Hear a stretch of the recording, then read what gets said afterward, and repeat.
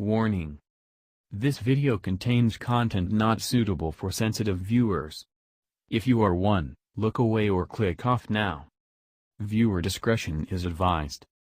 Before we get into the video, I would like to tell people that I have a Discord server. It is basically just a place where we can hang out, talk about creepypastas, and hey, you can even suggest videos. So, that's great. Now, on to the actual video. Can you tell me how to get to Sesame Street? No. I mean really, can you? I heard it was a real place.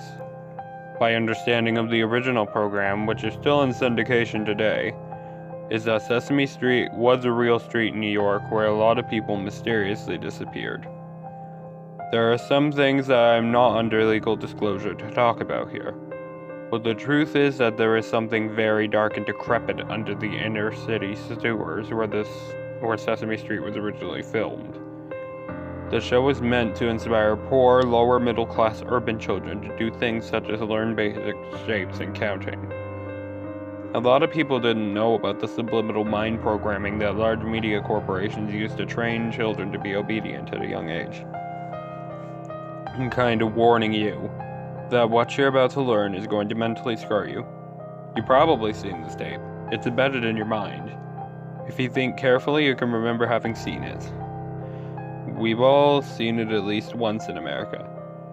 It airs at times on static tonal frequency, which can only be detected by children ages 1 through 3.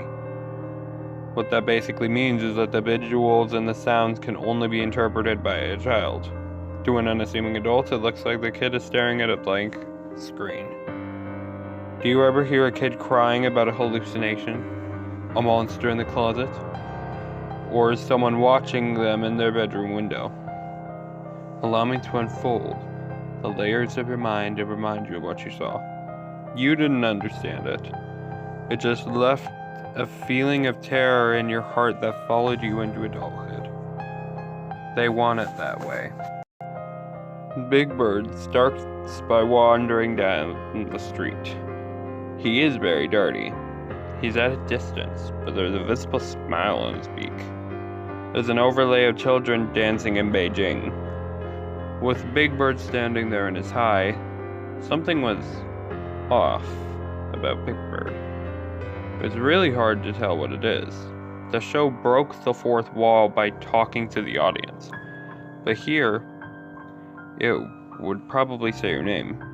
The 50 most popular baby names in America were layered over each other with a millisecond pauses and enough spacing so that the child would hear his or her name. How's it going, Michael? Jim? Steve? Dave? John? Eric? The slithery whisper is dreamlike. It's now easy to notice that the streets of Sesame Street are very dirty.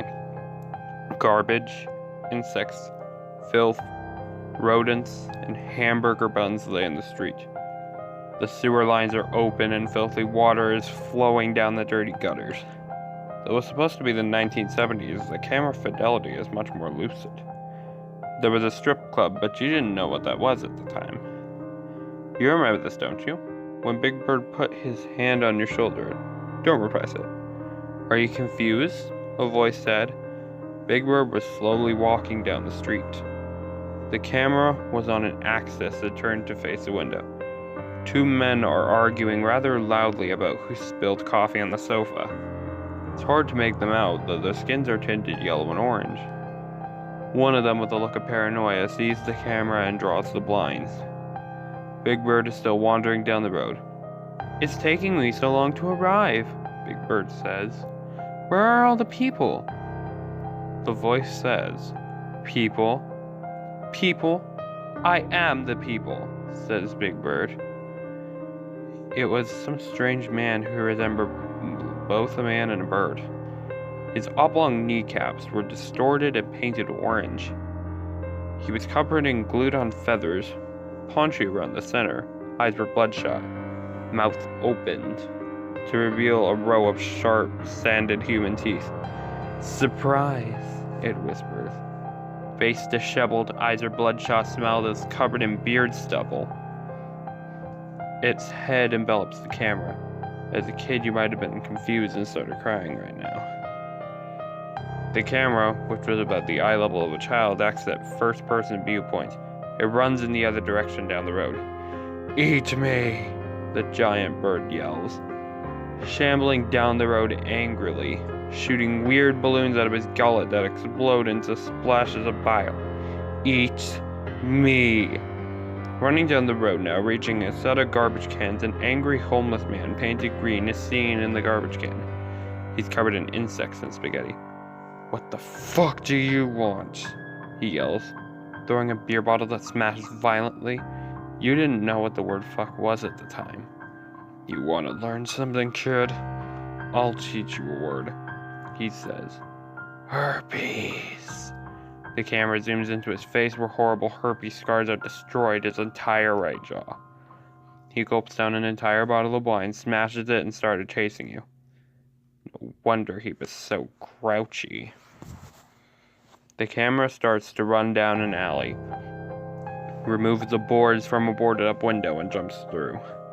The Birdman was coming, though. He was shrieking violently. The building is filled with smoke. You heard whispered counting. 1, 2, 3. All of a sudden, a vampire man with fangs bites into your shoulder. His face is clearly distorted and it's a Halloween costume. The camera gestures, throwing the vampire back. It's almost as if you're a human with a head of a TV. Or that's what the character in the TV is. You can see the body as the camera pans down and he bites into your thigh. Hundreds of bats envelop the screen. You lay there while the camera moves around. When the camera becomes coherent again, Big Bird is at the window, smiling at you. His eyes are glistening. It's just the sound of screaming as hundreds of people outside bang on the door. Hands try to get in and grab you. Maybe it was meant to tell kids what to do when they see a stranger. The camera turns down the hallways, jumps over a lattice on the 5th story of an apartment complex, and reaches a roof. There's a hole leading downwards, as though it's been worn in. You go down there. Inside there was an obese, naked blue man shoving cookies down his throat. "Give me cookies!" he yells. He dislocates his jaw and shoves pound after pound of cookie down his throat. He's hairy and developed a rash. His naked flesh is glued to the floor. He hasn't moved in years. He picks up a knife and stabs himself in the belly. Highly realistic gore, including bile from the cookie, spills out everywhere. "Feed me more!" he yells. He continues to eat, while the peristalsis of his intestines cause the excess half-digested food to spew out of his belly. He starts to eat himself, biting off his lips and eyes, digesting himself down to nothing. The blue mass of hovering flesh lay on the floor. You could hear crying now. You were probably crying yourself. The remaining bones form a skeleton that gets up and walks over to the window. Was it a cartoon? What was it? Do you remember? It smiles something fierce and moves over to the window holding a knife. Its hobnob knees bob up and down as it lures you over to the window, then pushes you forward. It starts to stab you. Camera lay on the floor now. You can hear 2 men moaning, "Fuck me, Bert!" in the background. You can hear in through the wall. It's disturbingly homoerotic. Blood begins to trickle down the floorboards. The camera lays on its side. You remember what happened next, right? Little demonic visages which had no physical form enveloped the screen.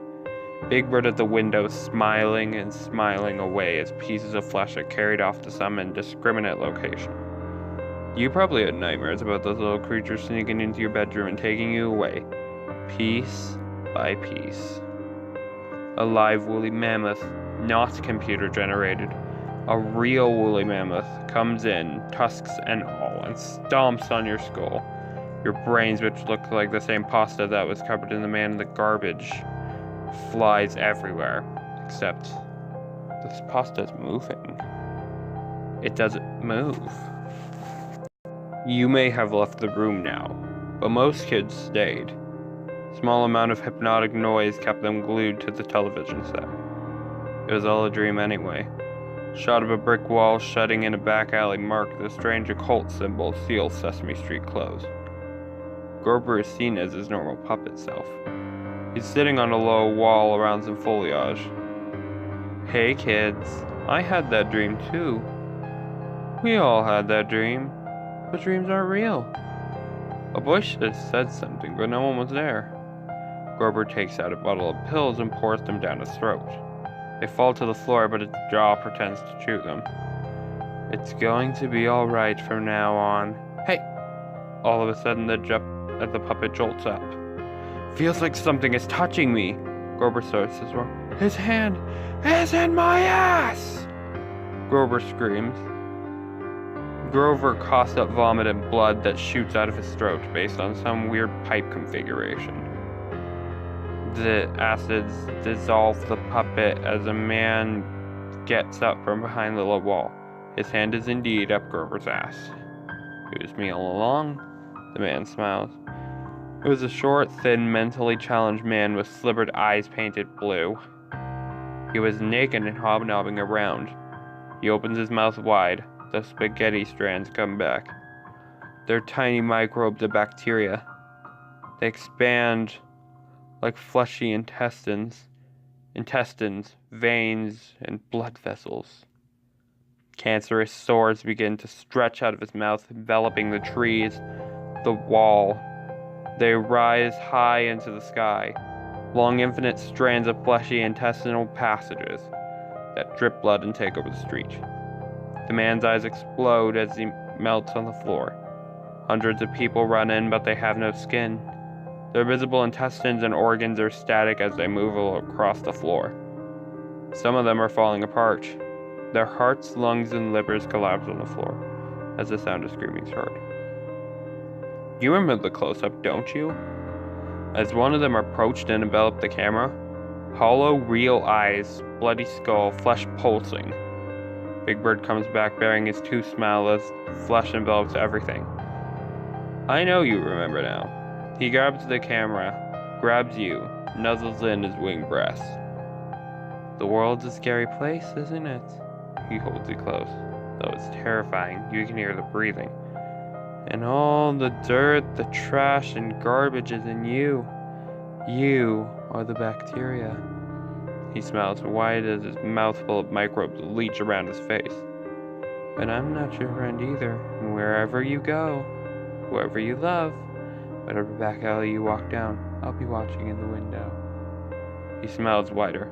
I'm not going to hurt you, but I'll always be watching. His vice-like grip is tightening around you. His eyes turn demon-like and bite into your neck. Sharp teeth bite down as blood trickles down your neck. Your head is an old 80s bubble television attached to a body. Inside that TV is a scene of the same scene. And inside that TV there's a scene of the same scene. Seems to go on forever and forever. 1, 2, 3. The vampire counts. The television explodes. I have something to tell you. I work for a company that produced this episode. There is a repressed memory that's been deep within you since childhood. Next time you watch an episode of Sesame Street, even if it's in another room, be careful.